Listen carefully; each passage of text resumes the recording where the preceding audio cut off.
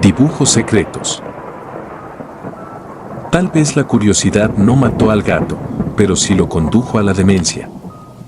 Mi nombre es Susana Barrera, tengo 28 años y me dedico a la ilustración de forma profesional desde hace más de 6 años. Ya que he colaborado en la producción de libros ilustrados, cómics e incluso series animadas, es muy probable que alguna vez hayan visto algo hecho por mí. El arte que hasta el día de hoy se me ha permitido plasmar ha sido muy diverso. Puedo decir sin mínima duda que siempre amé esta profesión y era lo que quería desde mis años de primaria. Dicen que cada adulto que puede vivir del arte es un niño que ha conseguido cumplir sus sueños, y en eso estoy de acuerdo. Ahora, temo que los hechos que estoy por contar se encargarán de dejar muy atrás cualquier clase de discurso que pueda sonar a un cuento inspirador, pues gradualmente, la parte linda de lo que puedo contar sobre mi colección de dibujos se irá desvaneciendo, para entrar a la gigantesca sombra que se halla del otro lado de la moneda. Dicho esto, hablaré acerca de mi apartado de dibujos secretos. Aquellas ilustraciones que me encargan y por las cuales me pagan, representan solo una mitad de los mundos y personajes que he llegado a dibujar, pues, la otra mitad, hasta hace menos de un año, únicamente la conocía yo. Este apartado de dibujos secretos lo saco de su lugar cuando estoy segura de que me encuentro en completa soledad, con el tiempo suficiente para visitar a los hechos en el pasado y plasmar nuevos, si así lo considero necesario. Los dibujos de los que estoy hablando no están ocultos por una cuestión de recelo, sino, más bien, por lo sensible que resulta el contenido en ellos. Y quizás suene exagerado de mi parte decir que estos dibujos ocasionan un nivel de demencia a aquel que los ve, sin embargo, algunos sucesos me han comprobado que se trata de una realidad. Y por mencionar algunos de los escenarios que he retratado, se encuentran accidentes aparatosos de tránsito, demonios vistos en mis pesadillas, gente llorando o peleando, y también hay retratos a muertos. Y para explicar el por qué he decidido dedicar una buena parte de mi tiempo en hacer estos dibujos, siento la necesidad de aclarar que no soy ninguna persona enferma o que disfrute de esta clase de escenarios, sino que ha sido lo contrario. Pues cuando algo realmente tormentoso se cruza en mi vista y resulta ser algo que no puedo sacarme de la mente, el trasladarlo al área de los dibujos me ayuda bastante a dejar esas imágenes apartadas de mi mente, para poder continuar con mi vida. Y sin importar que suene un tanto inusual, es algo que me ayuda a enfrentar mis más grandes horrores, una actividad casi terapéutica para mí. La vida real está plagada de tantas escenas devastadoras que pienso que es necesario encontrarles un sitio específico en el cual colocarlas para que no permanezcan tanto tiempo en nuestras mentes y nuestro sentir. En mi caso, cada vez en que soy testigo de algo espantoso, me es imposible sacarlo de mis pensamientos, y es como si se repitiera en mi imaginación una y otra vez en bucle. Otra confesión importante que debo hacer es que, en el momento en que otra desgracia se suscita ante mis ojos, mi deseo más profundo es que sea la última. Y sé que muchos compartimos ese deseo, pues, nadie quiere que los eventos malos sigan ocurriendo. Con una gran amargura, recuerdo la tarde del pasado 8 de enero. En aquella fecha, mientras me encontraba rumbo a una editorial con la que estaba por cerrar un trato, mi camino se cruzó con la trágica escena de un accidente de moto. El pobre chico trató de esquivar al vehículo, pero le fue imposible. Y en medio de tanto tránsito se escuchó el estruendoso choque, seguido del tumulto de gente alrededor y las sirenas de las ambulancias apresurándose por llegar al área del accidente. En esa ocasión, a pesar de que mi trato se cerró con éxito, en lugar de sentirme feliz, me quedé estancada en la ansiedad que aquel choque detonó en mí. Y por este motivo, tan pronto como llegué a mi departamento, saqué un grupo de hojas blancas y a base de lápiz y pluma, me puse a retratar el reciente horror que tuve frente a mis ojos, sin perder ningún detalle. Pero muy para mi mala suerte, en medio de tal desahogo necesario para mi temeroso sentir, alguien vino a llamar a mi puerta. Y como no esperaba que se tratase de alguna visita, lo que hice fue ocultar el dibujo debajo de mi almohada, para después atender. Con sorpresa, descubrí que se trataba de mi novio, Álvaro. Después de hacerlo pasar, y de platicarle cómo había estado mi día, inesperadamente se encontró con el dibujo que estaba haciendo. Antes de que siquiera pasara un minuto, este me volteó a ver aterrado. Y expresando su confusión ante el dibujo del motociclista accidentado, mencionó: «Esta no es la clase de trabajos que sueles hacer. ¿Está todo bien en tu cabeza?». Y aunque traté de explicarle que se trataba de un desahogo para mí, no pareció importarle lo suficiente y se mantuvo observando mi dibujo como si de una clase de crimen se tratara. Apenas su corta visita terminó, me volví a sentir libre de continuar. Pero por desgracia, aunque yo alcancé a superar de una mejor manera la escena que vi con mis propios ojos y que después plasmé entre las hojas y el lápiz, a Álvaro le vino a afectar más de la cuenta. Pues desde que tuvo el infortunio de encontrarlo, a diario se quejaba de no podérselo sacar de la mente, como si de una maldición se tratara. Y lo que vino a empeorar las circunstancias fue que, en otras de sus visitas, mientras que yo me encontraba distraída, este aprovechó para ponerse a rebuscar entre mis cosas, hasta que acabó por dar con todo mi apartado de dibujos secretos. A la mayoría de ellos se detuvo a verlos, y antes de haber llegado a la mitad, ya me estaba pidiendo una clase de explicación.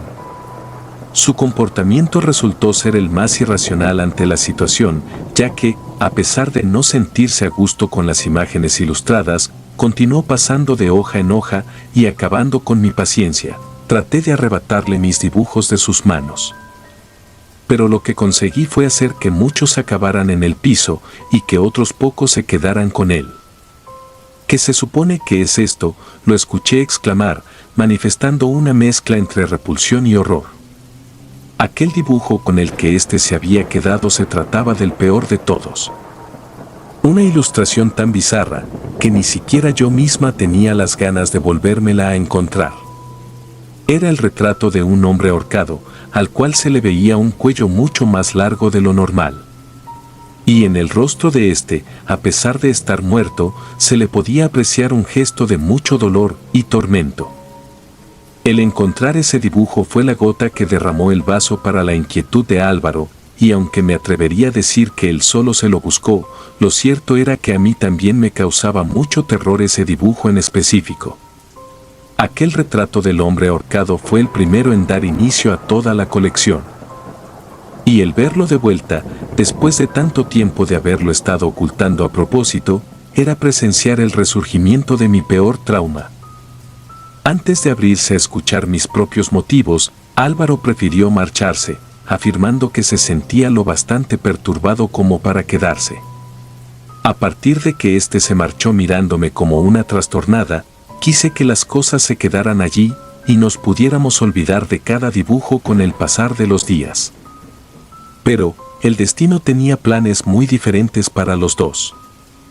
A lo largo de toda una semana, Álvaro se comenzó a quejar de llevar la imagen de aquel hombre a donde quiera que se encontrara, e incluso confesó que por instantes le parecía verlo aparecerse a la distancia, como un ser maligno que le perseguía. Esta última acusación se fue tornando algo mucho más serio a lo largo del mes, pues Álvaro pasó de verlo a lo lejos, a directamente soñarlo, o en ocasiones incluso escucharlo o verlo caminar hacia él. Y en lo personal, me hubiese gustado creer que se trataba de una sugestión suya. Sin embargo, el problema era que yo igual había sufrido lo mismo hace bastantes años. Pues por culpa de un dibujo de mi pasado, la clase de relación que llevaba con mi novio se vio deformada casi a la de un par de enemigos. En donde, en vez de enfocarnos en cómo lograr salir de un problema, terminábamos discutiendo. Él me echaba la culpa por su reciente maldición y yo, por mi parte, protestaba por haberse metido sin permiso con algo que era mío. La forma de actuar de Álvaro cambió de formas drásticas, lo que me hacía notar que sus señalamientos no eran ninguna clase de exageración por su parte. Pues ahora, A diario lo notaba angustiado y un tanto paranoico, sus ojos estaban remarcados por profundas ojeras y evitaba salir de su propia casa tanto como le fuera posible, pues se sentía convencido de que afuera solo atraería desgracias y no sabría en qué modo reaccionar en la calle, teniendo de frente a la aparición de ese hombre con el cuello alargado. Para desgracia suya, la vida y las obligaciones continuaban estando allá afuera, así que le fue imposible lograr mantenerse apartado por mucho tiempo. Una tarde, durante un periodo en el que ya no nos tratábamos con el mismo aprecio, recibí una llamada de sus padres, informándome que recién había tenido un accidente en el auto y su condición era sumamente delicada. Estando en el área de emergencias, me informaron que estaba prácticamente inconsciente. Después de casi 12 horas consecutivas de estar rezando por su bien, este pudo reaccionar, encontrándose lúcido a pesar del estado delicado. Apenas tuve la oportunidad de entrar a verlo, este me comentó que el auto se le volcó tras ser directamente perturbado por la misma aparición. Y dijo que este ser se le apareció en la parte trasera, lo que lo hizo perder el control. Antes de que perdiera el conocimiento debajo del vehículo, sintió que moriría allí, con esa espantosa manifestación cerca. Y previo a que mi oportunidad de visita se terminara, por primera vez en tanto tiempo, Álvaro se quiso abrir a escuchar acerca del origen de aquel dibujo. Insistió en que en verdad le interesaba saber cuáles habían sido las circunstancias que me llevaron a retratarlo con tanta precisión. Y para poder abordar este tema, tuve que revivir recuerdos sumamente bizarros de mi infancia, más específicamente, recuerdos de cuando apenas tenía 6 años. Con motivos de la celebración por el Día de los Muertos y también Halloween, hubo una tarde en que nos dejaron de tarea hacer dibujos de aquellas cosas a las que más miedo les teníamos, para después pegarlas en las paredes del salón y usarlos como una clase de decoración levemente tenebrosa. Por aquellos días, lo que más terror me ocasionaba a mí no eran las arañas, los vampiros o los hombres lobo, sino el hombre del cuello alargado. Pues para mí no se trataba de un invento. A diario lo veía a través de mi ventana, y así fue durante casi 2 semanas. Para cumplir con dicha tarea, la única cosa que tuve que hacer fue asomarme por mi ventana y comenzar a dibujar lo que tenía de frente. Al día siguiente, mientras que mis demás compañeros se ponían a pegar dibujos de brujas, hombres lobo y toda clase de monstruos, yo coloqué el mío en el muro que quedaba junto a mi silla. Y una vez que todos terminamos de llevar a cabo la actividad para la decoración, la maestra pasó a mirar cada uno de nuestros dibujos, haciendo comentarios positivos, entre chistes que nos ponían a reír. El ambiente era muy agradable en el salón, hasta que la maestra se encontró con mi dibujo. En el instante preciso en que ésta lo vio, noté cómo su sonrisa se le borró del rostro y en su lugar se mostró preocupada. Y como el dibujo llevaba mi nombre completo en la parte de hasta abajo, sin la necesidad de tener que preguntar, supo que aquel fue el trabajo hecho por mí. Con la misma expresión de inquietud, se apresuró a quitarlo de la pared, y pocos minutos después me llevó hasta la dirección, explicándome que le era muy necesario hablar con mis padres. Y en lo que estos llegaban a la escuela tras el llamado de la directora, me pidieron que les dijera de dónde fue que saqué una idea tan dañina y exacta. Por mi incomprensión en cuanto a la gravedad del tema, respondí con total sinceridad, explicándoles que ese hombre existía y llevaba ya varios días colgando en el patio de su casa. Como era de esperarse, en cuanto mis padres llegaron, la situación que ya era delicada y aterradora, se tornó mucho peor, pues recuerdo que me sentí muy nerviosa al hablar con tantos adultos sobre el tema. Se sentía como si hubiese hecho algo malo, aunque en realidad fue un bien para los restos del difunto. De la dirección tuvimos que ir hasta mi casa y aguardar a que llegaran los policías a quienes recién habían llamado. Al llegar estos, fuimos hasta mi cuarto, en donde, desde la ventana que quedaba en mi cabecera, me tuve que asomar para señalarles al hombre colgado. Se trataba de uno de mis vecinos. Él era una persona tan solitaria y amargada que nadie más notó su ausencia o se percató de su muerte hasta 2 semanas de ello, y gracias al tonto dibujo de una niña de primer año. Tanto como por fortuna como por desgracia, desde la ventana de mi cuarto se podía alcanzar a ver su patio trasero. Y al ser interrogada por los policías, les expliqué que, la primera vez en que llegué a ver al hombre, este ya se encontraba muerto. Sin embargo, la forma de su cuello aún era normal. Y conforme pasaron los días, vi su cuerpo mojarse con las lluvias y tornarse cada vez más gris, hasta que se empezó a rodear de moscas. Para los últimos días antes de que lo encontraran, su cuello se le estiró tanto que incluso parecía como si fuese otra persona. Años más tarde, comprendí que aquello le sucedió por el tiempo que en su cabeza estuvo sosteniendo la mayor parte del peso de su cuerpo. Y aunque parezca difícil de creer o de imaginar, esto en verdad le puede suceder a un cuerpo que lleve mucho tiempo colgando, está dentro de las muchas anomalías estudiadas por los forenses. Después de que los policías y un grupo de personas de traje blanco se encargaran de llevarse al cuerpo, a mí me tuvieron que acercar a atención psicológica para superar el trauma, pero debo confesar que muy poco me sirvió. Aquel primer dibujo que hice para la tarea, mis padres lo terminaron quemando, creyendo que era lo mejor que se le podía hacer.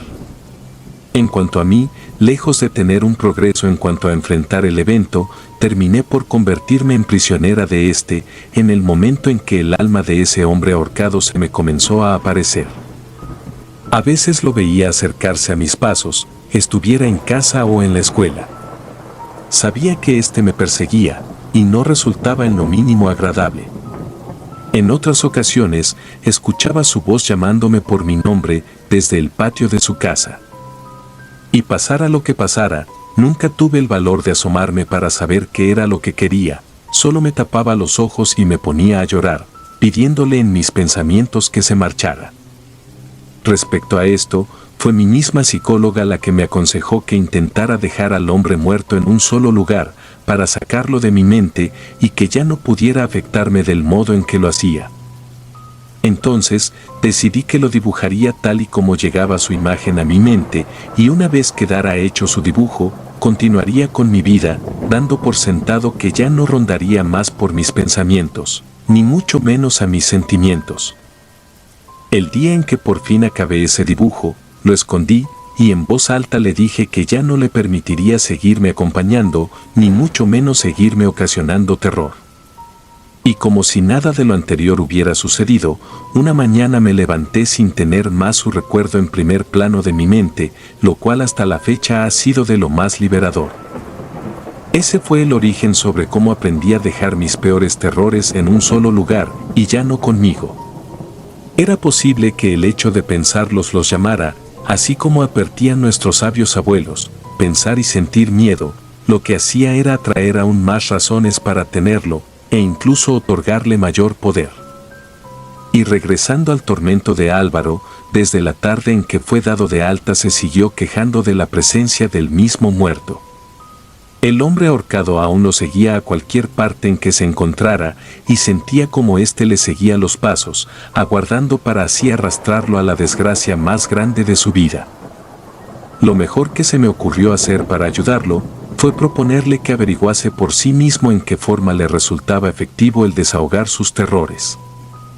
Al igual que yo, este intentó con el dibujo, pero de nada le funcionó, a decir verdad, terminó por perturbarlo más, y tras fracasar con el dibujo, trató manejarlo por medio de la escritura, fracasando por segunda ocasión.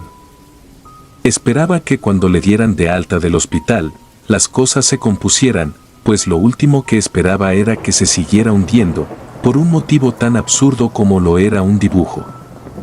De pronto, al terror de tener que verlo, afirmó que se le sumaron voces del más allá, que lo presionaban a que hiciera lo mismo que aquel hombre, y se apresurara si es que de verdad deseaba que el infierno llegara a su final. Para entonces, parecía que Álvaro no hacía otra cosa que no fuera hablar del hombre ahorcado. Su terror más grande lo estaba consumiendo y arrastrándolo hasta la locura. Una madrugada, aunque pasaban de las 2 de la mañana, me desperté súbitamente, sintiendo una desesperante necesidad por saber en ese preciso instante cómo era que se encontraba Álvaro. Quizás se trataba de aquello a lo que muchos llamaban intuición. No sabría cómo explicarlo bien, fue un sentimiento bastante fuerte y repentino. Y al ver que no me contestaba ni a los mensajes ni a las llamadas, decidí subirme al auto y apresurarme a manejar hasta su casa, pues prefería verme como una exagerada a estarlo lamentando al día siguiente. Esta última decisión de ir hasta su casa fue lo mejor que pude haber hecho. Pues, apenas llegué y utilicé las llaves que ya tenía, lo encontré a punto de hacer lo mismo que mi vecino hace ya más de 20 años atrás. A raíz de que sus conductas ya no las podía mantener bajo cierto control, Álvaro tuvo que ser internado en un hospital psiquiátrico antes de que procediera a hacer daño a alguien más, así como a autolesionarse. Y cada vez en que lo visito, él me continúa hablando del hombre del cuello largo y los tormentos por los que le hace pasar. Yo traté de ayudarlo a que se deshiciera de él y lo superara de diferentes maneras, pero no lo conseguimos, pues su mente no lo resistió.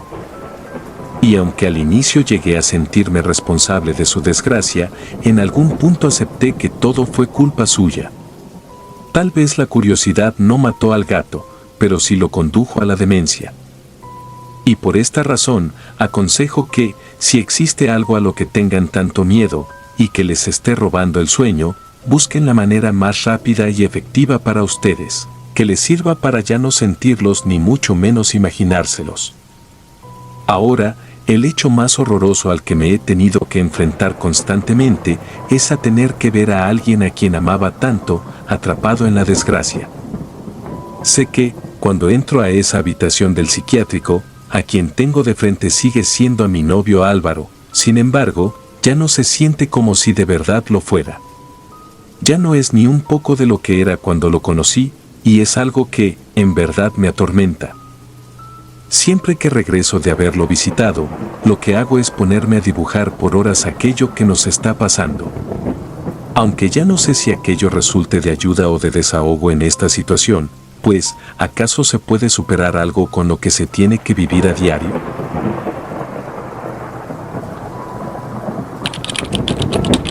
Noches de manicomio. Pistolas, cuchillos o sierras. Aprendí demasiado tarde que con ninguna de ellas se debe de jugar. Digamos la verdad en alto, tener un entorno disfuncional, a la larga, también nos convierte en personas disfuncionales. Pues hasta hace una semana, jamás me habría imaginado que, en cuestión de días, estaría siendo estudiado por psiquiatras e incluso peritos. Pero, antes de hablar sobre mi esquizofrenia aguda y estrés postraumático, vayamos a los orígenes de mi tormento mental. Mi nombre es Osvaldo Duarte, y tengo 13 años, eso lo recuerdo bien. Para poder hablar sobre el crimen que cometí, encuentro necesaria la tarea de aclarar cómo era el nivel de violencia intrafamiliar en mi casa.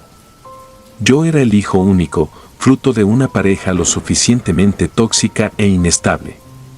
Quisiera que esta confesión fuera una exageración de mi parte, mas no lo es. Pues mi padre era un verdadero psicópata y mi madre una sumisa con rasgos de Estocolmo. Cualquier orden que papá le daba a mamá, ella la llevaba a cabo, sin importar cuán absurda resultara. Y supongo que muchos dirán, ¿y por qué lo permitía? ¿Es que acaso la tenía amenazada con un arma? Si llegaron a pensar en esa pregunta, la respuesta es un sí.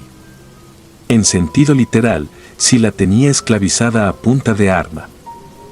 Pues siempre que sus peleas se salían de control, este sacaba el arma que escondía justo debajo de la cama y una vez que apuntaba, mi madre se convertía en peón, casi una mascota sin opción. ¿Cómo odiaba que él hiciera eso? Me ponía los nervios de punta y veía mi muerte pasar tan cerca que lo primero que yo hacía era encerrarme en el baño a llorar, siendo incapaz de defender a mi madre. Dicen que la maldad en las armas es tan grande que ni siquiera el mismo Satán se hubiese atrevido a inventarlas. Bueno, Hoy puedo afirmar que, al menos en eso, tenían mucha razón. Diciembre de 1988 todo comenzó. Por alguna razón, la época navideña era en la que más peleaban mis papás, así que yo la detestaba, la odiaba con todo mi ser y le temía tal y como se le teme a un gigantesco monstruo. Pues ya sabía que, desde que mi madre comenzaba a colocar el árbol y sus luces, la ira de mi papá incrementaba hasta su punto máximo. Tal vez la Navidad le traía malos recuerdos, o quizás su instinto de bestia lo orillaba a echar a perder la que se suponía debía de ser la mejor época del año. Recuerdo el 20 de diciembre del año que recién terminó. Jamás lo olvidaré. Me levanté por la mañana y me puse a ver los Gremlins en VHS, pues no había mucho por escoger. De pronto, escuché los gritos e insultos de mis padres, provenientes de la habitación del fondo, pues de nuevo estaban peleando. Como a los 20 minutos de que su nueva pelea dio inicio, mi padre tomó las llaves de la casa y azotó la puerta al salir. Desde adentro, escuché cómo nos colocaba llave a las 2 cerraduras principales. En ese instante, mi mamá vino corriendo y golpeó la puerta desde adentro, suplicándole que por favor no nos dejara encerrados, pero, para entonces, el desgraciado ya se había marchado, con su cigarrillo de la mañana entre los dientes y su característica expresión de desprecio hacia nosotros. Así que, tan pronto como pude, le pregunté a mi madre qué es lo que haríamos para lograr salir. Y como si se tratase de algo normal, ella me respondió que solo nos quedaba esperar a que regresara mi padre y se dignara a abrir. Por lo que perplejo ante su respuesta, le planteé la posibilidad de que el maldito ya no regresara. Pero, lo único que conseguí con expresar mi inquietud fue una cachetada, la cual me dejó en el suelo. Y aún así, le insistí a mi mamá que llamara a la policía para que nos ayudaran a abrir, pero, esta siguió aferrada a que solo debíamos esperar. Me dijo que involucrar a la policía era innecesario, puesto que poníamos en riesgo a la libertad de mi papá. Cansada de tanto pelear, la vi marcharse de vuelta a la habitación. Yo estaba indignado y, definitivamente, no iba a permitir que nos dejaran encerrados a los dos tan solo por un repentino capricho. Como mamá no quiso llamar a la policía por las buenas, se me ocurrió pedírselo en la forma en que mi padre acostumbraba a hacerlo. Y desde debajo de la cama en la cual se encontraba llorando, saqué a la ya conocida pistola de papá. Recién la tuve entre mis manos, me sentí con poder y me vi a mí mismo como el ser más despiadado del planeta. Claro que no era mi intención hacerle daño a mi madre, pues lo único que yo quería era que me escuchara y levantara el maldito teléfono para llamar a la policía. Al darse cuenta de que le estaba apuntando, ésta se sentó y me suplicó que arrojara el arma al piso. Y en medio de sus súplicas, yo le repetía la frase, no lo haré hasta que no llames a la policía. Recuerdo cómo me temblaban las manos, y no podía asimilar lo que estaba pasando, pues yo, un chico de 13 años, le estaba apuntando a mi propia madre. Y en un mal intento por arrebatarme la pistola, mi madre me hizo poner presión en el lugar menos indicado, y, sin siquiera desearlo, terminé por presionar el gatillo. Por lo que en un insignificante segundo se escuchó un estruendo en la habitación. Todo mi cuerpo se estremeció. Cerré los ojos y solté el arma, dejándola caer al piso. Para cuando volví a abrirlos, vi a mi mamá retorciéndose en la cama, con el pecho agujerado y su pijama empapada por ese espantoso color rojo. De frente a su cuerpo en agonía, ni siquiera fui capaz de moverme. De tan aterrado que estaba, me quedé paralizado, con la boca abierta y la respiración agitada. ¿Qué demonios acabo de hacer?, me preguntaba una y otra vez, mientras la veía retorciéndose del dolor. En el momento en que ésta se dejó de mover, reaccioné de aquel repentino shock. Invadido por el pánico, subí hasta la cama con ella y revisé su herida, a la vez en que colocaba uno de mis dedos bajo su nariz para averiguar si aún respiraba. Pero desafortunadamente, descubrí que ya no respiraba y su corazón había dejado de latir. Mamá estaba muerta. Y la causa de su deceso era yo. De tanta impresión que tuve al comprobar su mal estado, de pronto toda la vista se me tornó obscura y me desmayé a un lado de su cuerpo. Cuando reaccioné, descubrí que continuábamos solos y encerrados. Por lo que abandoné esa cama tan pronto como pude y me fui corriendo hasta el comedor, decidido a marcar al número de la policía. No obstante, mi mente me hizo contemplar las posibilidades. De frente al ridículo árbol sintético y verde, empecé a lidiar con el terror de ser llevado a la cárcel. Pues estaba seguro de que nadie creería mi versión, puesto que ni siquiera yo mismo creía en ella. ¿Cómo les iba a explicar que asesiné a mi madre por accidente? Horrorizado por imaginar mi vida tras una fila de barrotes, dejé el teléfono en su lugar y me hice a la idea de que lo mejor era aguardar a que mi padre entrara por esa puerta. Si tenía algo de suerte, entre los dos encontraríamos una solución, o por lo menos una manera hábil de ocultar el delito. Las horas con el cadáver de mi madre en la cama parecían días. Pues cada minuto se sentía eterno, consciente de que ahora era un asesino, y toda mi vida quedaría marcado como eso. Antes de que anocheciera, quise escapar por alguna de las ventanas, pero los intentos resultaron ser inútiles, pues en cada rincón me encontraba con las protecciones de metal, las cuales me impedían hasta poder sacar la cabeza. Por lo visto, no contaba con ninguna forma de escapar. Horrorizado y con la cabeza llena de sudor por el nerviosismo, vi la noche de aquel 20 de diciembre llegar. Los vecinos de al lado parecían tener una fiesta. Desde la ventana de la sala, los veía recibir personas con sonrisas en sus rostros y a lo lejos se oían las canciones de Navidad, con sus escandalosos coros y ese falso sentimiento de esperanza. Y mientras que ellos oían Happy Christmas de John Lennon, yo veía de reojo al cadáver de mi madre, sin saber qué hacer. Antes de presionar el gatillo, creía que existía un futuro para mí, sin embargo, con las manos manchadas de sangre, no podía ser capaz de ver algo que no fueran días oscuros y de juicio. Pues la Navidad no estaba hecha para personas como nosotros. Esta les pertenecía a las familias normales y a toda esa gente bonita que era capaz de vivir sin golpearse unos a los otros. Y ocultándome como el cobarde que en verdad era, pasé la noche lejos de la habitación de mi madre, acostado en la sala y con las luces encendidas. En toda la noche, no fui capaz de dormir ni por 5 minutos. Con la vista puesta en el techo, mi mente me proyectaba de forma repetida la escena del asesinato, pues de solo imaginarlo, sentía en mi dedo índice el gatillo.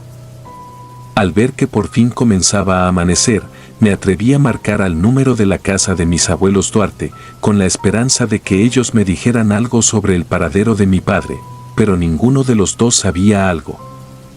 Pues los padres de este igual eran una porquería como seres humanos. Indiferentes y altaneros, potenciales fábricas de abusos y agresiones. Sin nada de apoyo ni cercanía de otro ser humano, continuaba solo con mi más grande problema, el cuerpo de mi madre. Estábamos en pleno 21 de diciembre, y aún con ello, el calor en Oaxaca hacía parecer que el nacimiento que se celebraba era el del mismo Lucifer. Absolutamente todo era lo bastante irreal. La Navidad bajo los insoportables rayos del sol, la gente de afuera alegre, y yo volviéndome más trastornado con cada minuto. Como el calor era insoportable, tuve que abrir las ventanas, incluyendo la de la habitación en donde estaba el cuerpo de mamá.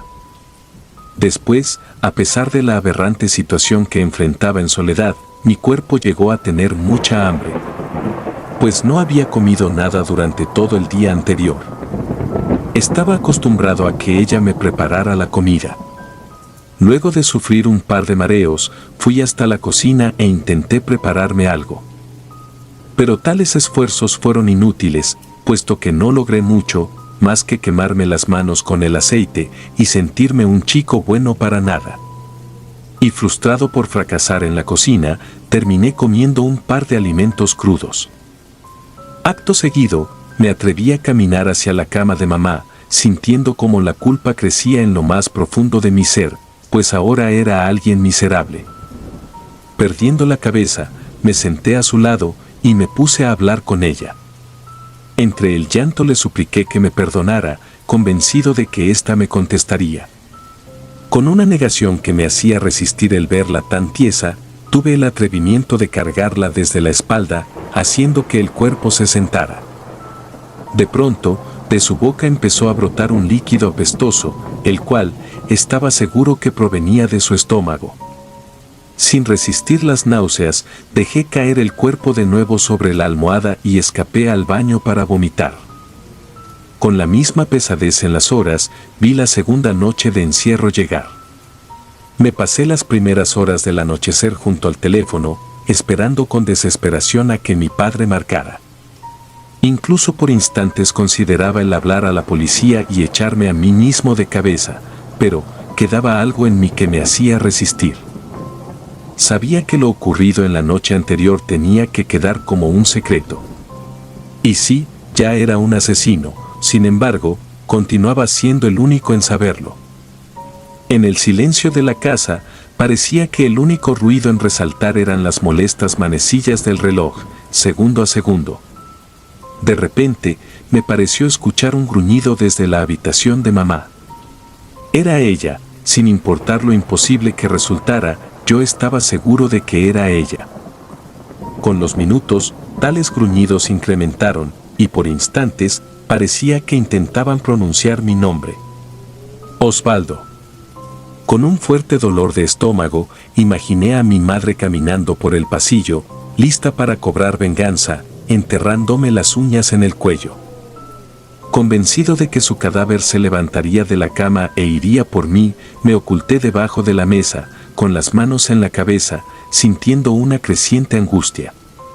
Para el amanecer, nada en absoluto había sucedido, el enemigo fue solo mi imaginación. A poco más de 48 horas de haberla matado, volví a entrar a su cuarto para verla.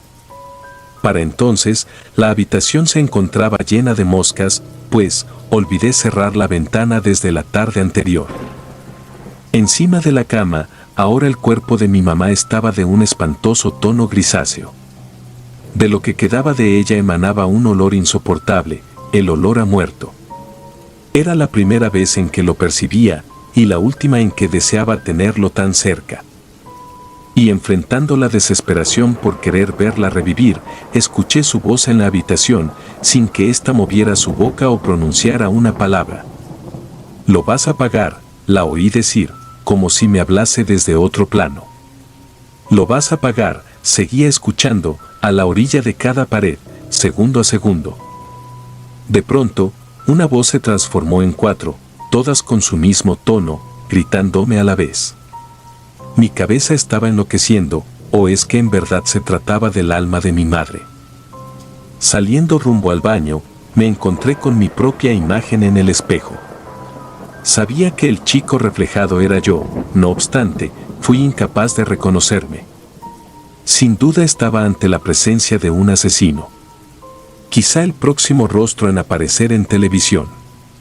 Durante casi una hora, me quedé riendo de nerviosismo frente al espejo, pensando en cuánto deseaba escapar de mí mismo y lo imposible que resultaba el lograrlo.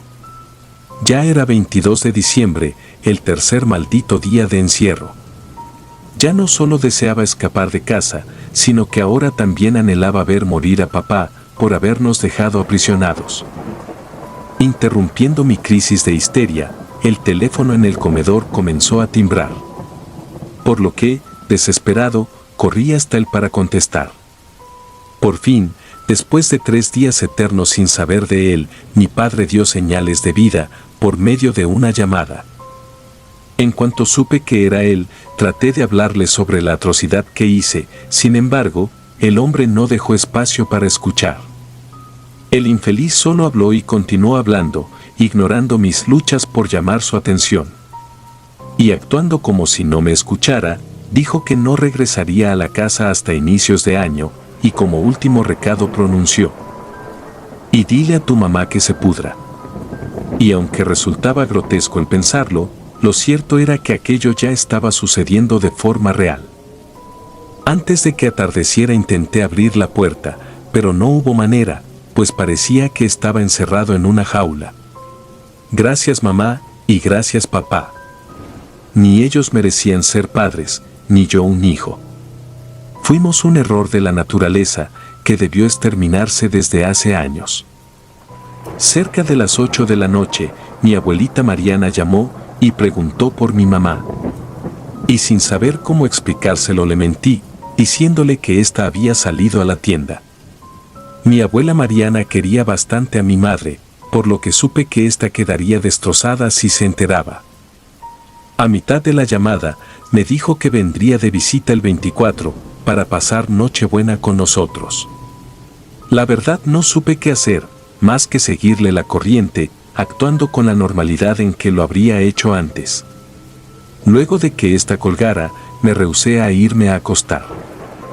Era imposible hacer cualquier cosa cotidiana con el conocimiento de lo que se hallaba sobre la cama de al fondo. Y presa de las voces en mi cabeza, no se me ocurrió otra cosa más que encender la televisión y ver de frente a los especiales, pero sin ponerles atención. Sin darme cuenta, me quedé dormido. Aquella noche tuve un sinfín de pesadillas en las cuales mi madre se levantaba y se aproximaba a mí con una expresión de coraje y la cara cubierta por moscas. En la mañana del 23 desperté con sobresalto, sentado en el sillón. Ahora, toda la casa olía a muerto, supuse que en parte era culpa del calor infernal. Así que, fui con mamá y encontré su apestoso cuerpo aguzanado. No contando con una mejor idea, le puse una sábana encima, la cual la cubría de los pies a cabeza. Dispuesto a salir, me di vuelta hacia la puerta, y justo aquí la pude escuchar decir, ¿a dónde crees que vas tan rápido? Salí de ahí despavorido. La peste por toda la casa ya era algo inevitable. Mi más grande secreto se estaba anunciando por sí solo, y encima, la visita de mi abuela se encontraba cada hora más cerca. Y es que, así como mi padre contaba con llaves para entrar, ella también las tenía. Antes de que llegara el 24 y mi abuela Mariana entrara a la casa, se me ocurrió acabar con mi propia vida. Pues, parecía que esa era la única opción que me quedaba para no terminar en la cárcel. Así que, sin pensarlo demasiado, volví a sacar la pistola de mi padre y la coloqué en mi boca. Pero por desgracia, luego de jalar el gatillo un par de veces, descubrí que ya estaba vacía. La última bala fue la que se encargó de atravesar a mi madre. Sumergiéndome en una incontrolable desesperación, me empecé a golpear a mí mismo con la pistola, creyendo que con eso tendría suficiente para caer muerto. Sin embargo, nada conseguí. Pues lo máximo que logré fue quedar en el piso y con el rostro lastimado. De tanta histeria, continué golpeándome a mí mismo, pero ahora con los puños. Era desesperante ver lo efectivo que era para acabar con la vida de otros, menos con la mía. Y tratando de hallar una solución en mi retorcido pensar, me quedé acostado en el piso hasta que oscureció. Para entonces, me empezaba a hacer a la idea de terminar en algún reclusorio juvenil, ahí quedarían mis años de vida. Interrumpiendo los pensamientos, se fue la luz en todo el vecindario. Lo supe porque, al asomarme, ninguna otra casa tenía las luces encendidas. Eso era lo que faltaba. Aún estando convencido de que mi madre se pondría de pie e iría por mí, me puse a buscar una lámpara, a ciegas. Y una vez que la encontré, la mantuve encendida, apuntando hacia la cama, y todo ese nido de moscas que se posaban insistentes sobre ella. Durante casi 5 horas, me la pasé hablándole a lo lejos. Suplicándole a su cadáver pútrido que me dejara escapar, que me perdonara y me diera la solución a mi reciente desgracia, pues, ella al menos ya estaba descansando. Al llegar el amanecer del día 24 de diciembre, las voces y las amenazas en mi cabeza gritaban sin control. Veía al árbol decorado, pero, definitivamente aquello no se sentía como Navidad. Mi abuela Mariana dijo que llegaría cerca de las 11 y apenas eran las 7 de la mañana. A poco tiempo de ser descubierto, terminé por hablar con el asesino frente al espejo, pidiéndole un consejo. Entre risas repentinas y lágrimas que compartía conmigo mismo, comprendí que la mejor opción era aguardar a que ella entrara por la puerta y, justo como hice con mi madre, proceder a asesinarla. Después de acabar con ella, yo tendría la oportunidad de salir huyendo de la casa y empezar desde cero, sin contarle a nadie lo sucedido. Y si alguien me preguntaba, entonces le echaría la culpa a mi padre, estando seguro de que me creerían más a mí que a él. 24 de diciembre. Esperé en la sala a que mi abuela llegara. Oculté un cuchillo de cocina a mis espaldas y me convencí a mí mismo de que era capaz de repetir un delito ya cometido. En punto de las 11, la puerta se abrió, era mi abuela Mariana, cargando regalos y una botella de sidra rosa. Osvaldo, ¿en dónde está tu mamá y por qué la casa huele tan mal?, me preguntó. Actuando con frialdad y calculando mis palabras, le dije que mi mamá estaba en su cuarto, recostada en la cama. Con una notable confusión, la vi caminar rumbo al pasillo. Y sin que ésta lo notase, seguí sus pasos, sujetando el arma blanca que tomé de la cocina. Cuando ésta llegó a la habitación, corrió hacia la cama y descubrió el cuerpo de mi madre, dejando caer la sábana con la que yo le había cubierto el rostro. Estando tan cerca de su espalda, puse el cuchillo en alto, pero ésta supo cómo reaccionar y entre un fuerte jaloneo logró arrebatármelo. Antes de poder correr a la puerta y escapar, ésta volvió a la puerta para ponerle llave y, amenazándome con el mismo cuchillo, se dirigió hasta el teléfono, marcando a emergencias. Auxilio, mi nieto ha asesinado a mi hija y ahora intenta hacer lo mismo conmigo, la escuché exclamar, mirándome ya no como si fuera su nieto querido, sino una inmunda bestia. Mi querida abuela Mariana. Tanto que la amé de niño, y tanto que me esmeraba por respetarla, nunca imaginé que el destino arrastraría mis impulsos al nivel de quererle hacer daño. El juego de las escondidas había llegado a su final, al menos para mí. Y la pregunta que predominaba ahora era, ¿quién tendría la osadía de creerle al chico con el arma en la mano? Ya estaba condenado. Al poco tiempo, escuché el sonido de las sirenas aproximándose. Era el inicio de una cacería, y la presa de esto era yo. Mi abuela les abrió la puerta a los policías, con el rostro lleno de lágrimas, señalándome con gran terror. Ella me desconocía, y yo también. Antes de obligarme a sentar para confesar mi serie de atrocidades, los oficiales me colocaron un par de esposas en las muñecas, mientras decían que todo aquello era lo más grotesco que veían en años. Por lo que, sin oportunidades de escapar, no tuve de otra más que hablarles con la verdad y contarles hasta el mínimo detalle de los últimos días. Cerca de la media hora de estar testificando, vi entrar a la casa al personal de la morgue, llegaron con guantes, cubrebocas y una camilla. Antes de poder ver cómo sacaban al cuerpo de mi madre, me obligaron a ponerme de pie y acompañarlos hasta una patrulla que me esperaba en la entrada del edificio. Recién puse un pie fuera de mi hogar, me encontré con la mayoría de vecinos, mirando la escena con horror y otros tantos con morbo. Antes de entrar a la parte trasera de la patrulla, un señor comenzó a grabarme con su celular, a la par en que pronunciaba, «Estamos ante una bestia despiadada, en pleno 24 de diciembre. Este chico fue descubierto en posesión del cadáver de su madre, en estado avanzado de descomposición». Iniciado el viaje dentro de la patrulla, tuve que pasar el camino escuchando los insultos de los oficiales, quienes dudaban de mi inocencia inicial.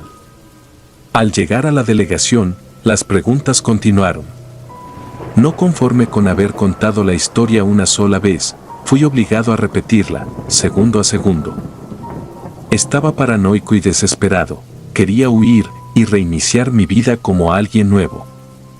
Antes de ser analizado por los profesionales en psiquiatría, me preguntaron la dirección de mis abuelos Duarte, así que se las di. Las horas pasaron y continuaba dentro de los mismos conflictos mentales y legales. Al darme cuenta, ya era de noche. Mientras que la mayoría de familias compartían una cena sobre la mesa, yo compartía la histeria de tener que recordar a las larvas a través de mi madre. De esta forma, llegó la Navidad. Amaneció tras las celdas momentáneas. Escuché a los oficiales comentar que ya habían conseguido detener a mi papá. Por lo que horas más tarde, me sacaron de ahí, y como quise poner resistencia, forcejearon conmigo hasta hacerme entrar en una camisa de fuerza. De manera breve, se me informó que mi padre sería arrestado. Y en cuanto a mí, el plan era dejarme internado en un centro de atenciones psiquiátricas, básicamente, un vil y sucio manicomio. Apenas llegamos a ese espantoso lugar, prisión para locos, escuché como una de las psiquiatras mencionaba mis datos a una encargada de administración. La oí decir que era un paciente con esquizofrenia aguda, desencadenada por un severo episodio de estrés postraumático. En mis primeras tardes bajo encierro, me obligaron a volver a dar una descripción amplia de los días atrapado con mi madre. Creyendo que no lo notaba, encendían una cámara de manera discreta y documentaban mis declaraciones. Las noches de manicomio eran de lo más tormentosas. Lo digo por las pastillas enfrascadas, las muñecas atadas y los ejercicios mentales frente a los terapeutas. Sin darme cuenta, perdí la cuenta exacta de los días, pues todos se parecían demasiado entre sí.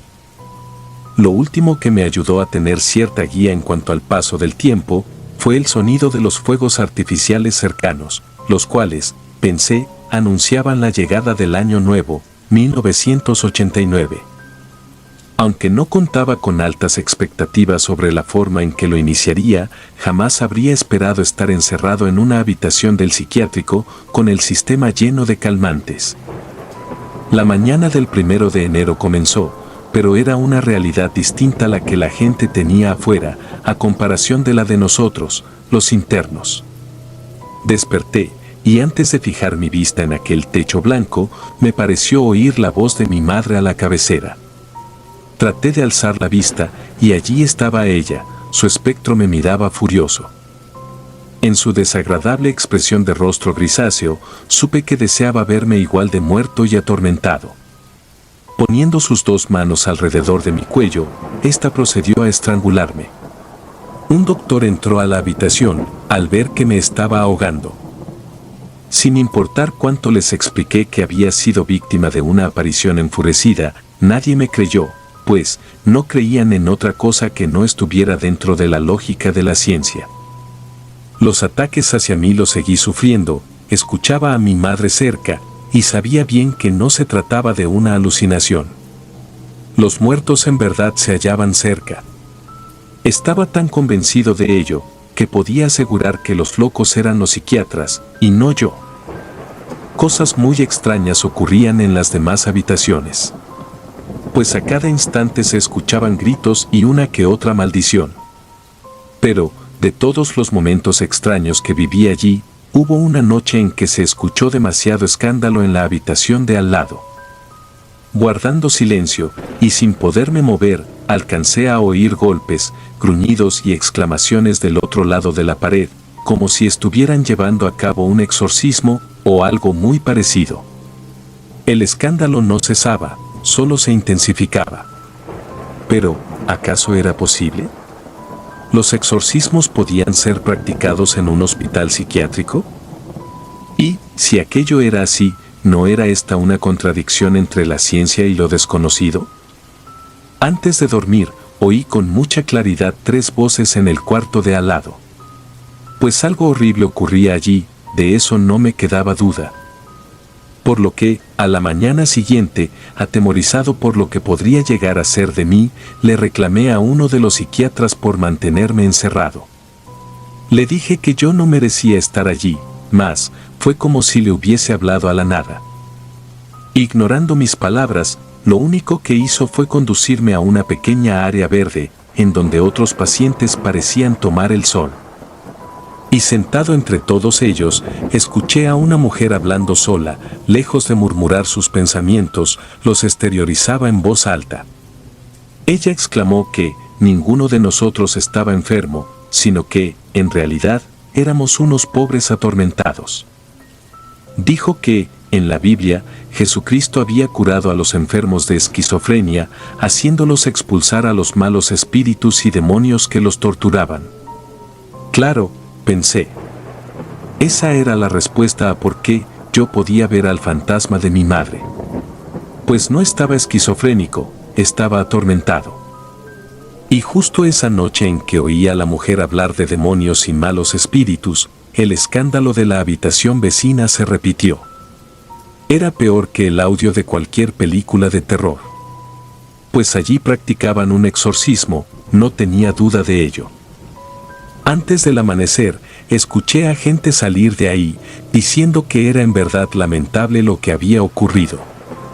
Y más tarde, en una camilla sacaron a alguien. No se necesitaba de mucha explicación para saber lo que había ocurrido.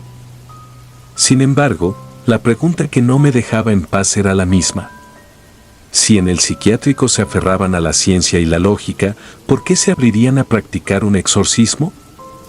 Por lo que, en mi siguiente sesión con la psiquiatra, insistí en lo que ahora creía respecto a las personas atormentadas por fuerzas sobrenaturales y hostiles. La doctora Sandra me miró con lástima y respondió que lo paranormal no era un pretexto suficiente para justificarme.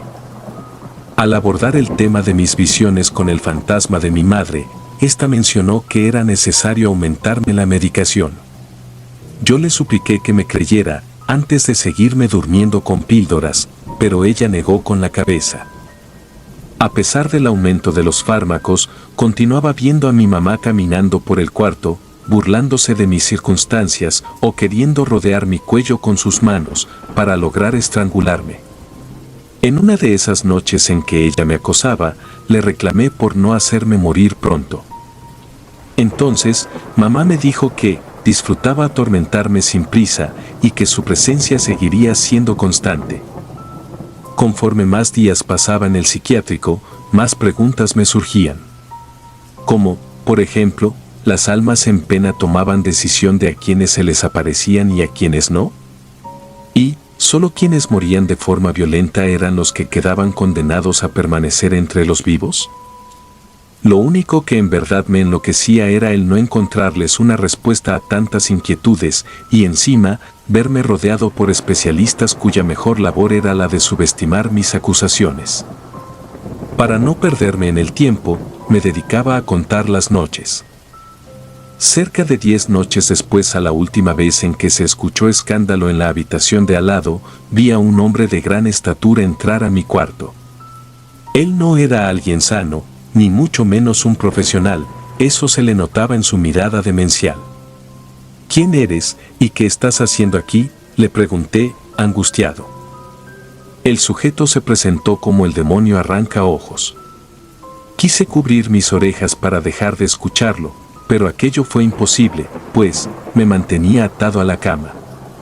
Y con una voz ronca, el hombre me dijo que había sido uno de los asesinos más buscados, hasta que terminó por caer en el psiquiátrico, luego de ser atrapado.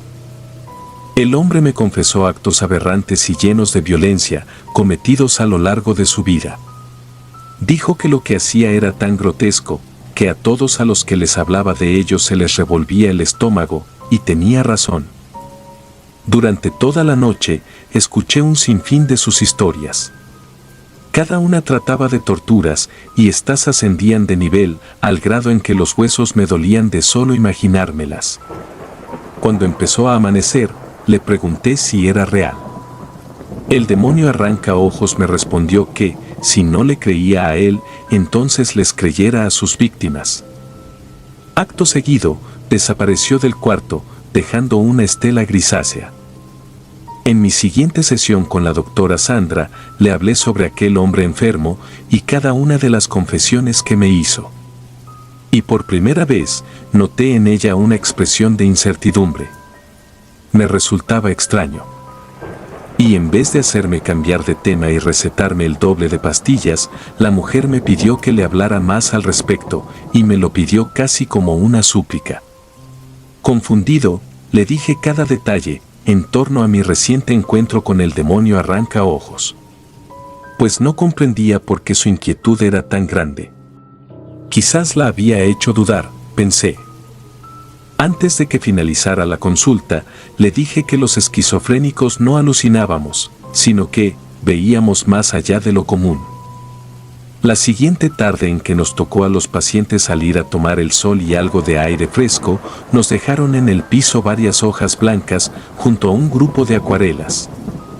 Uno de los doctores nos pidió que nos sentáramos en el césped y mientras nos repartía las hojas y las pinturas, nos explicó que tendríamos que pintar con nuestros dedos lo primero que llegara a nuestras mentes. Repartidos los materiales, comencé a mancharme de pintura los dedos. Pues mi intención era pintar cualquier paisaje decente, con colores alegres. Quería pintar algo que se viera lo bastante sano y tranquilo, con tal de que me dejaran salir más pronto de allí. Sin embargo, por mucho que traté de hacer una pintura ordinaria, la única cosa en la que podía pensar era en personas sin ojos, siendo torturadas por el hombre que me fue a visitar.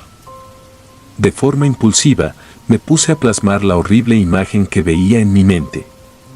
Era como si mis manos tomaran el control. Cuando me di cuenta, en mi hoja estaba la pintura de una mujer sufriendo, y sin ojos, pues el demonio arranca ojos ya se los había arrebatado. Al llegar la hora de que los demás pacientes también mostraran sus dibujos, sin explicación ni lógica, absolutamente todos coincidimos en dibujos similares. De 17 personas en el jardín, todos terminaron haciendo el dibujo de alguien sin ojos. Consternada, la doctora Sandra nos preguntó a todos por qué motivo se nos ocurrió dibujar algo tan bizarro. Y sin esperarlo, escuché a los demás afirmar el haber visto a ese hombre y conocer las atrocidades que hizo a sus cientos de víctimas. A la par en que la doctora se esforzaba por encontrar un sentido a lo ocurrido, alcancé a ver un bulto extraño a lo lejos. Sin llamar la atención, me fui aproximando a esa cosa, la cual permanecía en el piso, inmóvil. Conforme más me acercaba, más forma le encontraba. Invadido por el horror, descubrí que aquello era el cuerpo de mi madre, se veía tal y como la última vez. Su estado de putrefacción era avanzado, y aunque sabía que en verdad no se encontraba tirado ahí, no podía evitar sentirme nauseabundo y aterrado. Las moscas se posaban sobre ella, y también en su interior.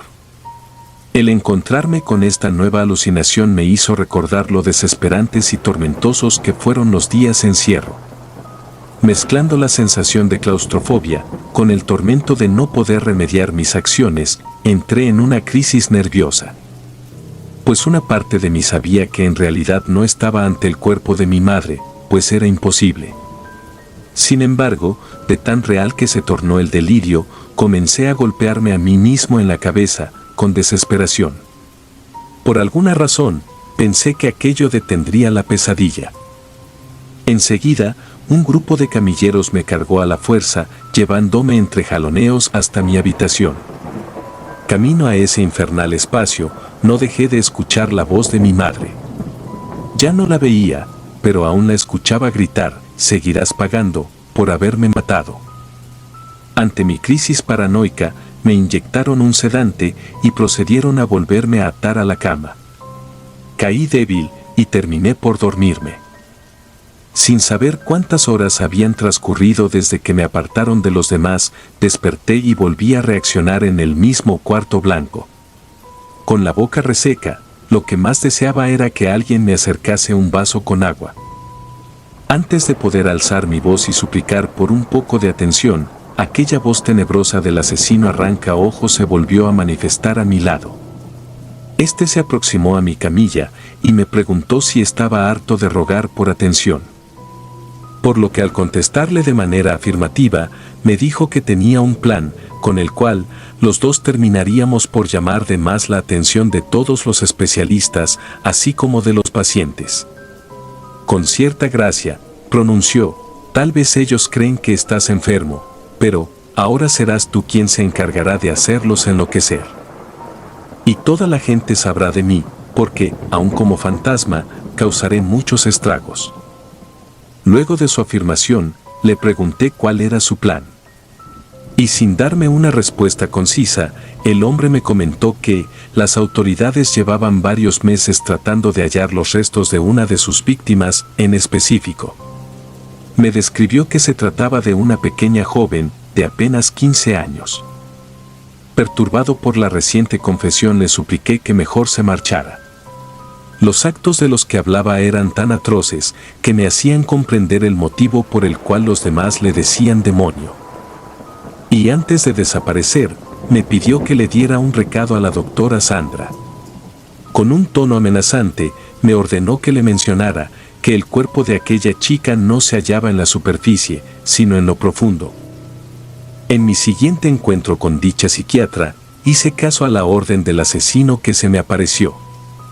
Tan pronto como le di el recado, ésta llamó por teléfono a alguien, supongo que a un policía, y le mencionó cada palabra al pie de la letra. Dándole un mayor enfoque al tema, la doctora quiso profundizar en cómo es que éste se me aparecía. Y aunque no lo decía de forma abierta, yo podía percibir en su comportamiento una gran inquietud, la cual demostraba que me estaba creyendo, más que otras veces. En los días siguientes, continué escuchando al demonio Arrancaojos, prestando atención a cada una de sus confesiones. Cuando el resto de psiquiatras por fin me prestó la atención suficiente, estos se dedicaban a poner cámaras y micrófonos en el cuarto, en el instante en que les avisaba de la presencia de aquel fantasma. No sé si se habrá debido a la sugestión o al hecho de empezar a creer, pero la doctora Sandra aseguraba que también podía percibir a dicha presencia hostil en el cuarto. No lo veía como yo, mas empezó a insistir en que sentía mucha incomodidad en el instante en que éste entraba. De acertijo en acertijo, la autoridad fue descifrando el rompecabezas. El hombre continuaba asegurando que el cuerpo estaba en lo profundo. Al principio, pensaron que la había ahogado o arrojado al mar, pero, por mucho que buscaron, nada encontraron. Finalmente, justo cuando en el grupo de investigación creció la desesperación por llegar con el paradero de la víctima, el demonio Arrancaojos me pidió que les preguntara a los psiquiatras lo siguiente: si pudieran pedir un deseo con una moneda, ¿a dónde la arrojarían? A casi 2 horas de ese último acertijo, la doctora Sandra me comentó que habían conseguido encontrar al cuerpo faltante. Dijo que, en todo ese tiempo, la chica se mantuvo en el interior y lo más profundo de un pozo. La joven fallecida tampoco tenía sus ojos. Y a pesar de lo trágico, me sentí en parte aliviado de que la encontraran. Pues había demostrado a los doctores que mis supuestas alucinaciones eran mucho más reales que sus suposiciones. Y tras resolver el caso de la víctima perdida, la doctora Sandra me informó que dejaría de trabajar allí. No aclaró los motivos, pero sospecho que habrá sido por la carga de experimentos psicológicos y paranormales que enfrentamos en las últimas semanas. Los días continuaron avanzando, y entonces, el sentimiento gratificante por haber ayudado a las autoridades se desvaneció. Mi situación no cambió en nada, pues continuaba atado a una cama, y tanto las visitas de mi madre como las del demonio Arrancaojos no me dejaban en paz en ningún solo día. Aquel asesino me atormentaba por las noches, mientras que la aparición de mi madre venía durante el día. A diario, mi madre se aparecía a la cabecera de la cama, diciendo que era un jovencito miserable, por haberle causado la muerte, y me hacía recordar una y otra vez el instante en que tiré del gatillo. En cuanto a mi padre, no tenía ni idea de cómo le iba a ese sociópata en la cárcel, pero deseaba que enfrentara el sufrimiento suficiente. En una de esas mañanas en que mi madre me estrangulaba y los doctores creían que mi dolor era fingido, ella me dijo que mi muerte estaba cada vez más cerca, por lo que debía de estar preparado. Agregando que, incluso en el más allá, se encargaría de hacer que me la pasara como si estuviese en el infierno. Llorando por el punzante dolor que crecía en mi garganta, luego de casi ser asfixiado por ella, de nuevo tuve el desagrado de ver al demonio Arrancaojos entrar al cuarto. Si en verdad quieres dejar de ver a tu madre, yo tengo una solución que te puede servir, dijo, sonriendo de forma enfermiza.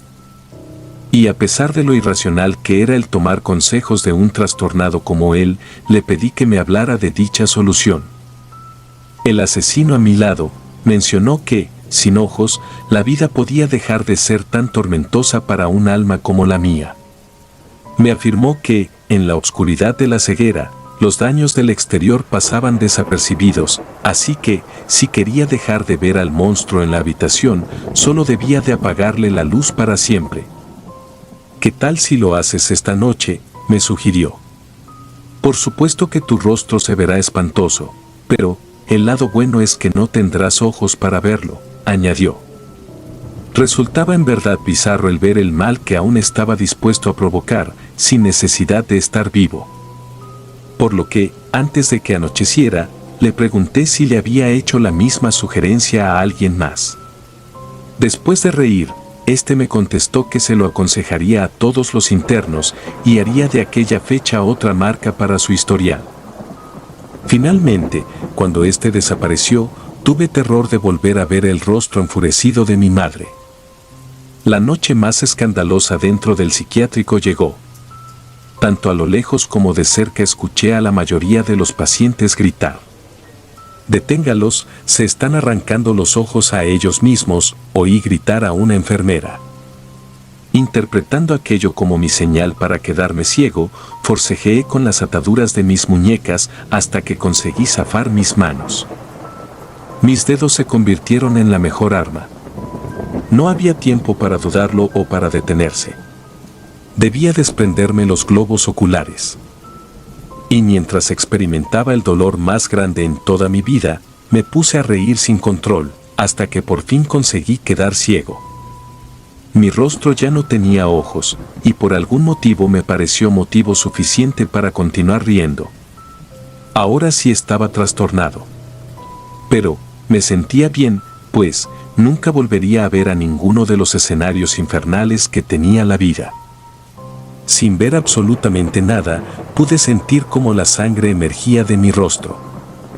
Y a casi 2 minutos de mi acto grotesco, escuché que alguien abrió la puerta detrás mío. «Hay otro paciente sin ojos», gritó. «¿Por qué? ¿Por qué lo has hecho?», preguntó, consternado. «Lo he hecho porque así me lo sugirió él. Y cuando mi madre venga a acabar con mi vida, no quiero ver absolutamente nada.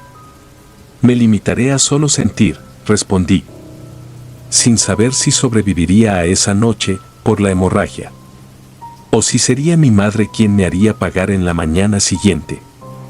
Tendría que averiguarlo.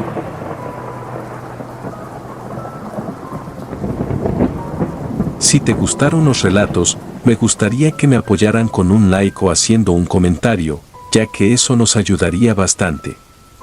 Y si no estás suscrito o suscrita, te invito a que lo hagas para que no te pierdas lo mejor de relatos de terror.